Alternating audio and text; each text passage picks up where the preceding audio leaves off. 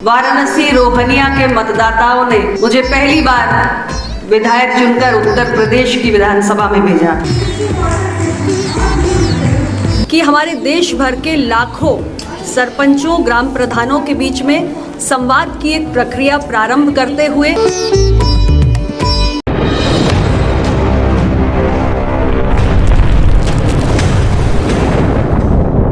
आज के इस अवसर पर हम सब के बीच उपस्थित वाराणसी की ही धरती के विधानसभा रोहनिया के लोकप्रिय विधायक डॉक्टर सुनील पटेल जी और उत्तर प्रदेश के विभिन्न जनपदों से चलकर आए आप सभी सम्माननीय प्रधान, सम्माननीय सरपंचगण और मीडिया के साथियों, QCI की पूरी टीम। यहाँ तो मैं लगभग रोज ही किसी न किसी गांव में, किसी न किसी कार्यक्रम में आप लोगों के बीच रहती ही हूँ। मेरे लिए वाराणसी की ये धरती बहुत खास है इस कारण से कि मेरी राजनीतिक पारी की शुरुआत इसी धरती से हुई है। वर्ष 2012 में वाराणसी रोहनिया के मतदाताओं ने मुझे पहली बार विधायक चुनकर उत्तर प्रदेश की विधानसभा में भेजा। मेरे जीवन का पहला चुनाव और रोहनिया के मतदाताओं ने शानदार जीत दी और वहीं से मैं ये मानती हूँ कि मुझे राजनीतिक पहचान मिली, मेरा राजनीतिक जन्म हुआ और इसलिए वाराणसी से रिश्तों की मिठास कभी कम नहीं होती, गुजरते वक्त के साथ और बढ़ती जाती है। 2012 से आज हम 2024 में खड़े हैं। एक लंबा समय बीत गया है और आज आपके बीच जब आई हूँ तो मेरे ही मंत्रालय के दो डिपार्टमेंट, जिसमें से एक डिपार्टमेंट ऑफ कॉमर्स है और दूसरा DPIIT है, उसके साथ संबद्ध हमारी पॉलिटी काउंसिल ऑफ इंडिया एक संस्था है, एक ऑटोनॉमस बॉडी है जिसने ये अत्यंत सराहनीय पहल की है। तो सबसे पहले तो मैं चेयरमैन QCI का और उनकी पूरी टीम का मैं बहुत बहुत अभिनंदन करना चाहती हूँ। इस काम के लिए जितनी भी सराहना की जाए वो कम ही है। आप सभी अलग अलग जनपदों से आए हैं, वो सभी जनपद जहाँ लगभग मेरा आना जाना किसी कार्यक्रम के लिए होता ही रहता है। आप सबसे मिलने का भी बहुत उत्साह था। इसी बहाने बहुत सारे ग्राम प्रधान एक साथ मिलेंगे। मिर्जापुर तो संसदीय क्षेत्र है, लेकिन वाराणसी, मऊ, चंदौली, गाजीपुर, आजमगढ़, जौनपुर और अभी यहाँ से मुझे जौनपुर ही जाना है। तो कई जनपदों के सम्मानीय ग्राम प्रधान आज यहाँ एक साथ इतनी बड़ी संख्या में मिले हैं। आप सबको मैं बधाई भी देना चाहती हूँ कि आप इतना समय निकालकर इस महत्वपूर्ण पहल का हिस्सा बने। भारत ने अगले 25 वर्षों में एक बड़ा लक्ष्य निर्धारित किया है कि आजादी के 75 वर्ष हम पूरे कर चुके हैं और अब हमें विकासशील, हमें ये टैग नहीं चाहिए। हम अगले 25 वर्षों में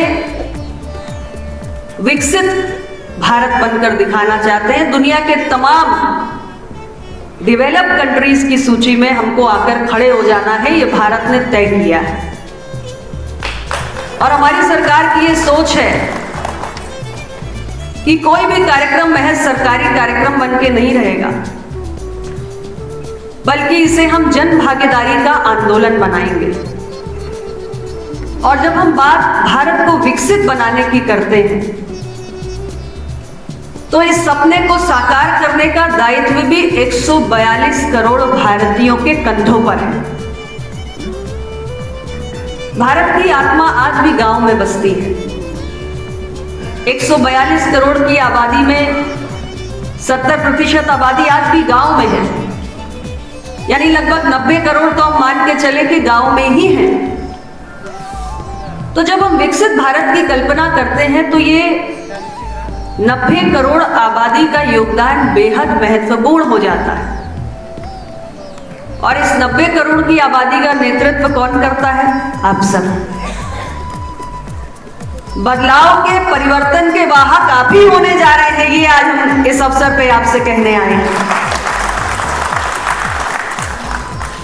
विकसित भारत तब बनेगा जब हमारे गांव विकसित होंगे।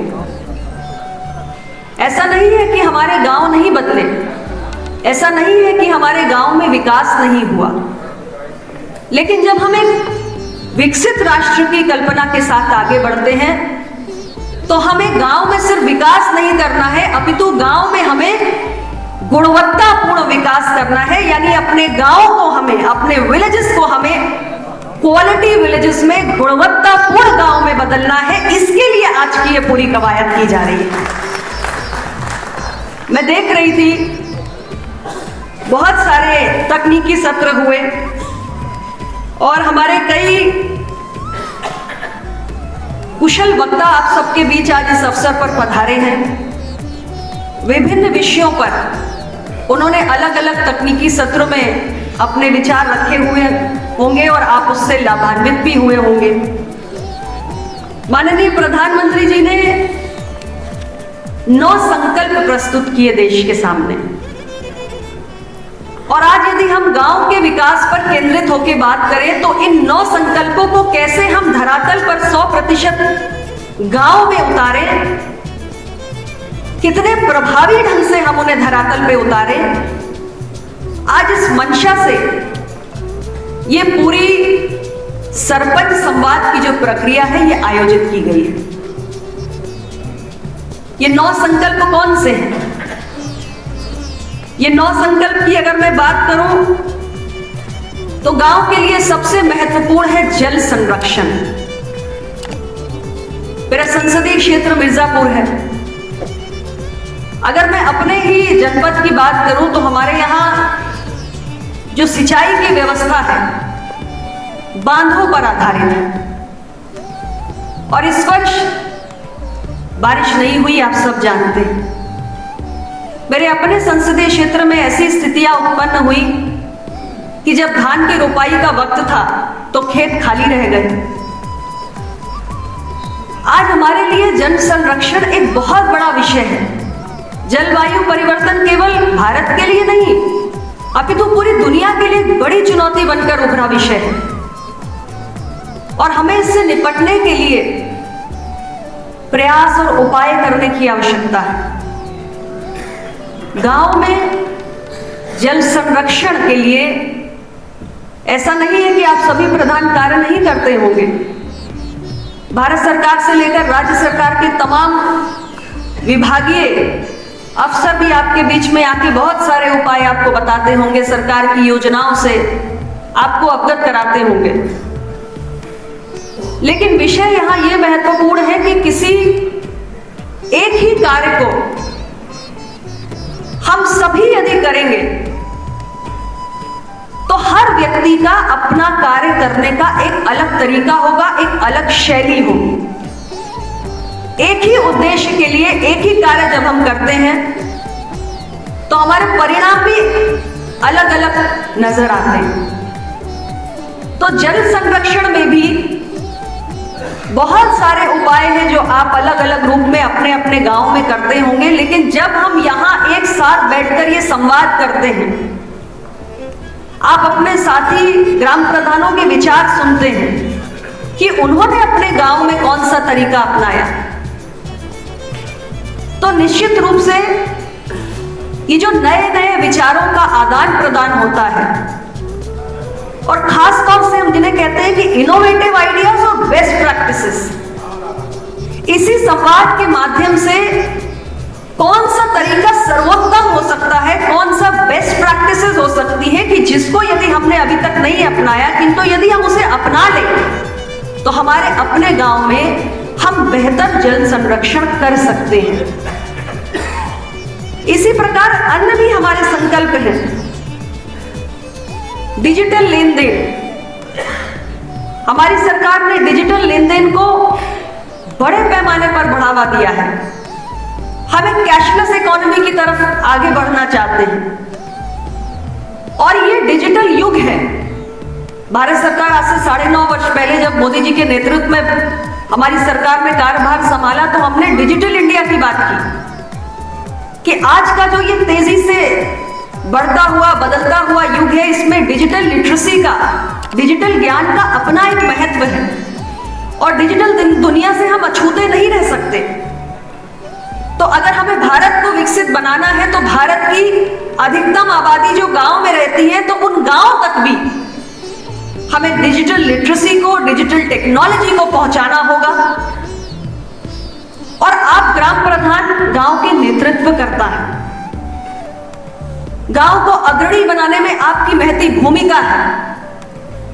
सरकार बहुत सारे प्रचार के अभियान चलाएगी, बहुत सारे कार्यक्रम करेगी, लेकिन जमीन पर जाकर एक गांव के अंदर जो व्यापक बदलाव हम चाहते हैं वो आप सरपंचों के नेतृत्व के अभाव में संभव नहीं है। इसलिए हम सभी आपसे आग्रह करने आए हैं कि डिजिटल लेन देन के प्रति आपके अपने गांव में निवास करने वाली जनता को कैसे आप अधिक से अधिक प्रोत्साहित करें, उसके महत्व बताएं, उसके लाभ से उन्हें अवगत कराएं। ये कार्य आप बखूबी कर सकते हैं। और बहुत सारे आपके बीच में ऐसे प्रधान आए होंगे जिन्होंने बताया होगा कि अपने गांव में उन्होंने कैसे इस कार्य को अधिक प्रभावी ढंग से किया है।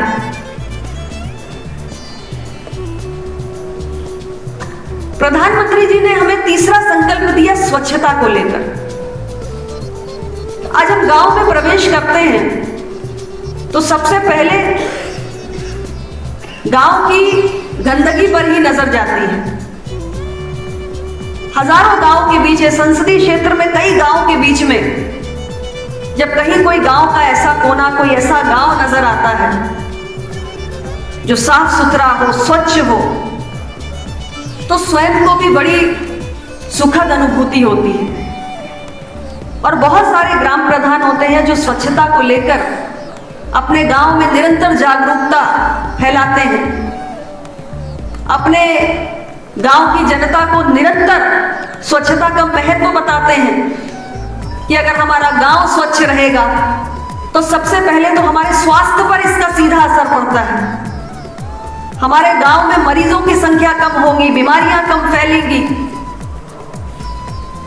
ये जो मोटी मोटी बातें होती हैं, इन्हें पहुंचाने का, इन्हें प्रेषित करने का आपसे उत्तम माध्यम कोई और नहीं हो सकता। एक ग्राम प्रधान का संपर्क अपने गांव में हर परिवार से लगभग रहता है, हर व्यक्ति को वो जानते हैं, हर परिवार को समझते हैं, और आपका जो ये सीधा संवाद होता है, ये बहुत बड़ी चीज है। हम तमाम माध्यमों से प्रचार कर सकते हैं, लेकिन सीधा संवाद, जो 1 to 1 आप कांटेक्ट और कम्युनिकेशन करते हैं, उससे आप सोच को बदल सकते हैं, मानसिकता को बदल सकते हैं और लोगों को आप प्रोत्साहित कर सकते हैं अपने गांव, अपने सराउंडिंग्स, अपने आसपास के वातावरण को स्वच्छ और सुंदर बनाए रखने में। प्राथमिक विद्यालय हर गांव में होते हैं, लेकिन कुछ अधिक जागरूक प्रधान होते हैं कि उनके यहाँ प्राथमिक विद्यालय के परिसर में प्रवेश करिए तो आप देखिए कितने सुंदर प्राथमिक विद्यालय उन्होंने अपने, बहुत कुछ प्रधान अपने स्तर से करते हैं। तो आपका अपना योगदान बेहद खास होता है और आप अपने गांव को स्वर्ग बना सकते हैं। ये जो 9 संकल्प माननीय प्रधानमंत्री जी ने हमें दिए हैं, ये ऐसे संकल्प हैं कि यदि इस पे हमने अपनी ऊर्जा, अपने ध्यान को केंद्रित कर लिया तो निश्चित रूप से आने वाले समय में बहुत बड़ा परिवर्तन गांव में हो सकता है, ग्रामीण जीवन में हो सकता है। गांव के व्यक्ति की जो क्वालिटी ऑफ लाइफ है, जीवन की जो गुणवत्ता है, उसमें बहुत बड़ा अंतर आ सकता है और गांव से जो शहरों में पलायन होता है उस पर हम विराम लगा सकते हैं। बड़ी संख्या में लोग गांव से पलायन करके शहरों की ओर भागते हैं। हमारे गांव ही इतने सुसज्जित हो जाएं, हमारे गांव ही इतने स्वच्छ हो जाएं, हमारे गांव में ही वो सारी सुख सुविधाएं हो जो शहरों में लोगों को मिलती हैं, जिसके पीछे वो भागते हैं, तो पूरी तरीके से पलायन की प्रक्रिया पर विराम लग जाएगा और जो बड़ा लक्ष्य है हमारे सामने विकसित भारत का, उसको हम प्राप्त कर पाएंगे। प्रधानमंत्री जी ने हमारे सामने वोकल फॉर लोकल हमेशा इसकी बात कही। मेरा अपना मंत्रालय, इसका जो एक विभाग है डिपार्टमेंट ऑफ कॉमर्स, वो एक्सपोर्ट्स इंपोर्ट्स को देखता है, आयात निर्यात। जब हम निर्यात की बात करते हैं तो प्रधानमंत्री जी ने हमेशा हमें प्रेरित किया है कि हम vocal for local and local goes global, make in India for the world, ऐसा संदेश, ऐसा मंत्र प्रधानमंत्री जी हमें देने का काम करते हैं कि हमारे अपने देश के कोने कोने में, गांव गांव में, स्थानीय स्तर पर इतने किस्म किस्म का उत्पाद है कि हमें सिर्फ उस पर दृष्टि दौड़ाने की, उस पर निगाहें केंद्रित करने की आवश्यकता है कि हमारे ऐसे कौन से स्थानीय उत्पाद हैं जिसके अंदर एक्सपोर्ट का पोटेंशियल है, जिसमें अगर हम थोड़ा सा वैल्यू एडिशन कर दें तो उसकी मांग जो आज स्थानीय स्तर पे है वो दुनिया के बाजारों में हो सकती है। यानी एक किसी गांव या जिले को हम दुनिया का, विश्व का जो निर्यात का नक्शा है उस पर स्थापित करने का काम कर सकते हैं। और इस सोच के साथ हमारा डिपार्टमेंट काम कर रहा है। आपने देखा होगा कि राज्य सरकार ODOP, one district one product, एक जिला एक उत्पाद की योजना पे कार्य कर रही है। हमारा अपना department ODOP, district as export hub की बात करता है। यानी हम एक एक जिले को निर्यात का हब बना सकते हैं और उसमें उस जिले के अंदर स्थानीय स्तर पर कौन से उत्पाद हैं जिनके अंदर एक्सपोर्ट की संभावना है, एक्सपोर्ट का पोटेंशियल है, उसे चिन्हित करके उसमें हम थोड़ा सा मूल्यवर्धन करके उसे निर्यात करने लायक बना सकते हैं। और आप अपने गांव में दृष्टि दौड़ाएंगे तो ऐसा बहुत कुछ हो सकता है जो स्थानीय स्तर पर आपके गांव में ही बुनकर बैठकर बना रहे हो, गांव के कारीगर बना रहे हैं। आज वाराणसी में, शांत रहो भाई, आज वाराणसी में क्वालिटी काउंसिल ऑफ इंडिया के तरफ से सरपंच संवाद कार्यक्रम का आयोजन किया गया है। ये एक विशेष किस्म की पहल है जिसके अंतर्गत वाराणसी, मिर्ज़ापुर, चंदौली, मऊ, गाजीपुर, आजमगढ़ और आसपास के कई ज़िलों के सरपंचगढ़, ग्राम प्रधान यहाँ पर एक साथ इकट्ठे हुए हैं। हमारी कोशिश है कि हमारे देश भर के लाखों सरपंचों, ग्राम प्रधानों के बीच में संवाद की एक प्रक्रिया प्रारंभ करते हुए जो हमारे गांव के प्रधान अपने गांव में किसी भी काम को, किसी भी योजना को लागू करने के लिए जो सर्वोत्तम पद्धतियां, जो बेस्ट प्रैक्टिसेस अपनाते हैं, आपस में संवाद के जरिए एक दूसरे को बताएं। माननीय प्रधानमंत्री जी ने 2047 तक विकसित राष्ट्र बनाने का संकल्प लिया है और भारत की 142 करोड़ आबादी में से 90 करोड़ आज भी गांव में रहती है। इसलिए जब तक हम अपने गांव को विकसित करके गांव को क्वालिटी विलेज नहीं बनाते, तब तक विकसित भारत का संकल्प पूरा नहीं हो सकता। और हमारे गांव क्वालिटी विलेज बने, इसके लिए ज़मीन पर हमें क्वालिटी की चेतना लानी है, क्वालिटी कॉन्शियसनेस लानी है। और उसी लिए ये हमारी पूरी सरपंच संवाद की कवायद की गई है ताकि देश भर के प्रधान एक दूसरे से जुड़े और एक दूसरे के साथ अपने अनुभवों को साझा करें। और जो 9 संकल्प प्रधानमंत्री जी ने दिए हैं, जल संरक्षण को लेकर, फिटनेस को लेकर, गरीबी उन्मूलन को लेकर, प्राकृतिक खेती को लेकर, श्री अन्न के खेती को लेकर और तमाम विषयों पर, उस संबंध में उसके प्रभावी क्रियान्वयन के लिए बेस्ट प्रैक्टिसेस और अपने एक्सपीरियंस शेयरिंग कर सकें। और इसके लिए हमने सरपंच संवाद नाम के एक मोबाइल ऐप को भी लॉन्च किया है। 7 भाषाओं में हमारे जो देश भर के 2.5 लाख प्रधान हैं, इस ऐप के जरिए, इस डिजिटल प्लेटफॉर्म पर एक दूसरे से जुड़कर संवाद कर सकते हैं। बढ़िया इनिशिएटिव है आपका, लेकिन बहुत सारे प्रधान ऐसे होते हैं जो पढ़े लिखे नहीं होते हैं, साइन भी नहीं कर पाते, तो उनके लिए क्या प्लान है आप लोग के? तो कैसे उनको आप अवेयर करेंगे इस ऐप को लेकर?